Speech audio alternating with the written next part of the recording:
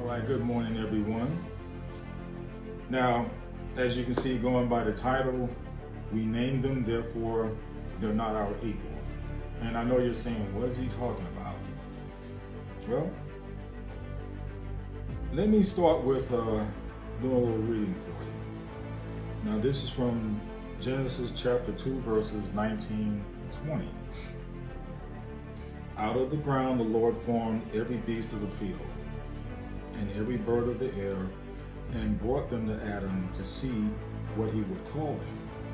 And whatever Adam called them, whatever Adam called each living creature, that was its name.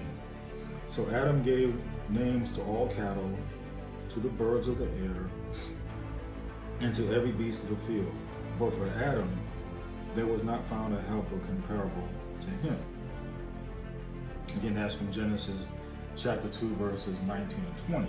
Now, prospective parents often spend anxious hours or even days trying to choose a name for their child. Why? Because names are full of meaning. They are meaningful historical names. Historical names have described the character of an individual or told others something about their vocation. For instance, Benjamin means son at my right hand and describes the relationship between the father and the son. Mr. Smith may have descended from a long line of blacksmiths. Names are important not only to humans, but to God. Adam's naming of the animals was a crucial part of establishing his role in the world. Remember, that was the job of Adam. God assigned work to Adam. He said, name every creature. Again, Adam naming of the animals was a crucial part of establishing his role in the world. Living in the earthly paradise of Eden, God intended Adam to be protected, but not inactive. In other words, you just don't sit around all day and not doing anything. God provided opportunities for Adam to learn and grow, to experience and mature. He gave him beautiful trees to admire, delicious food to eat, and hard work to do in cultivating and keeping the garden.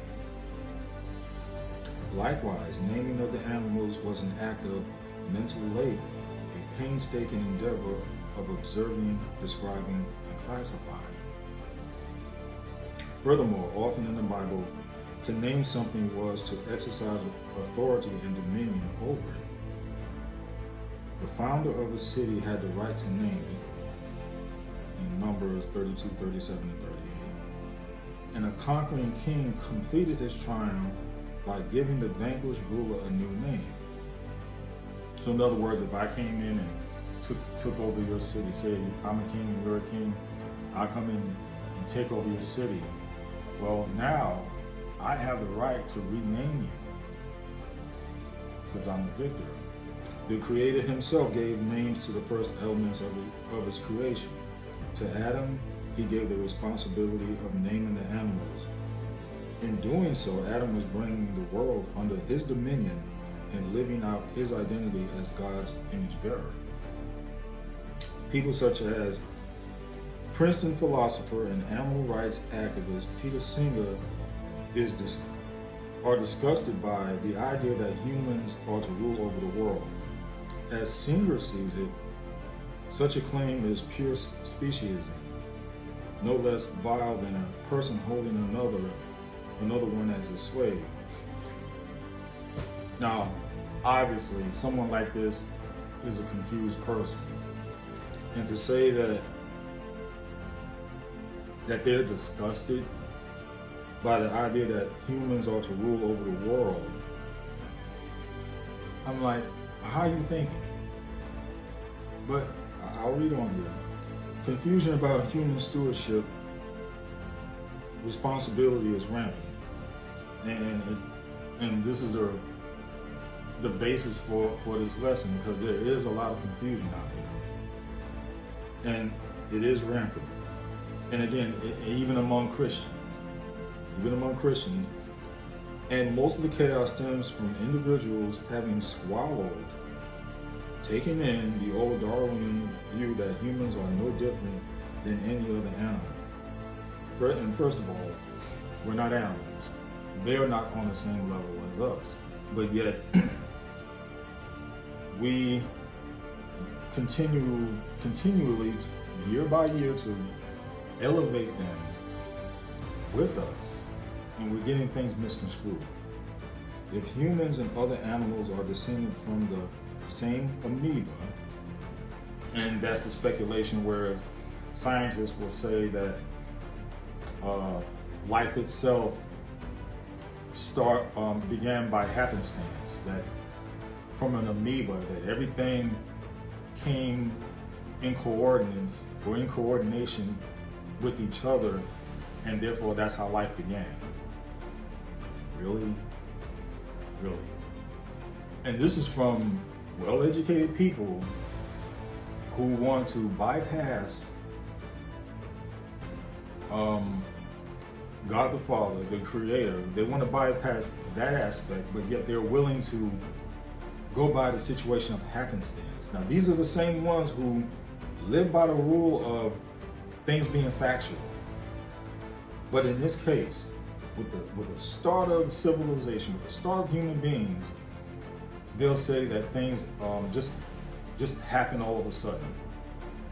Just happened all of a sudden. Everything was perfectly aligned. All right. Okay. The perspective does more, however, than reduce humans to the level of animals. It also frees them from responsibility in the world.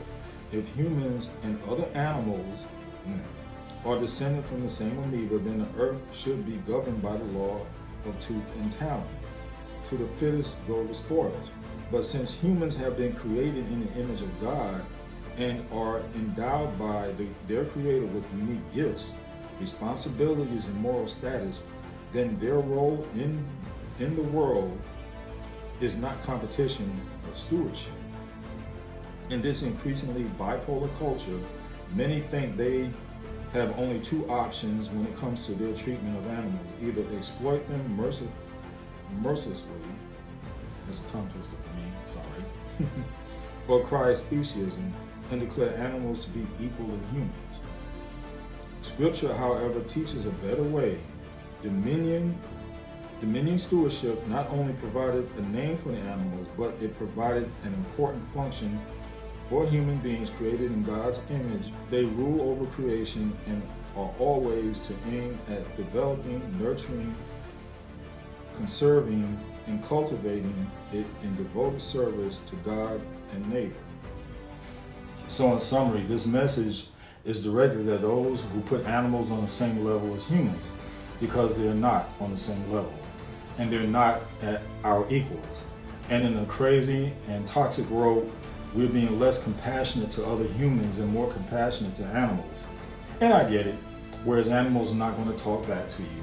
They're not going to point a gun at you.